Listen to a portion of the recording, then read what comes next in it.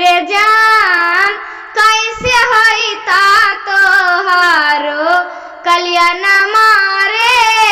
जान रे जान कैसे होई ता तोहारो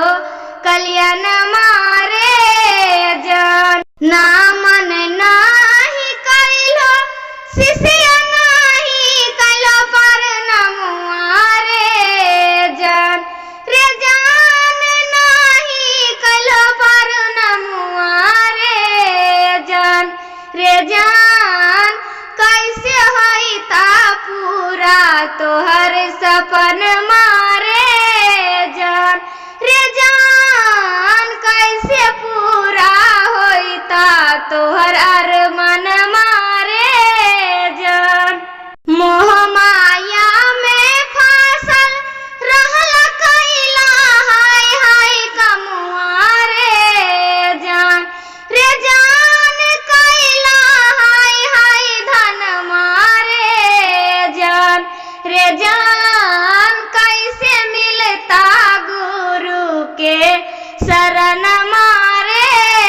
जान रे जान कैसे होई ता तोहारो कल्याण मारे जान रे जान कैसे देवा गुरु के शरण मारे जान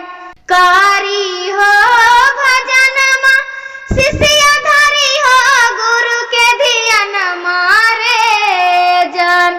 रे जान धरी हो गुरु के ध्यान मारे जान रे जान इहे से पूरा होई ता तोहर सपन मारे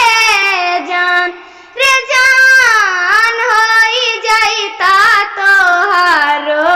कल्याण मारे जान रे जान मिली जाई ता गुरु के शरण मारे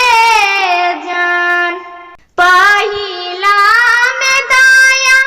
मंगी हो दूसरा में चर्चा रे जान रे जान दूसरा में चर्चा रे जान रे जान तीसरा में ना मन करी पर नमुआरे जान रे जान तीसरा में ना मन करी पर नमुआ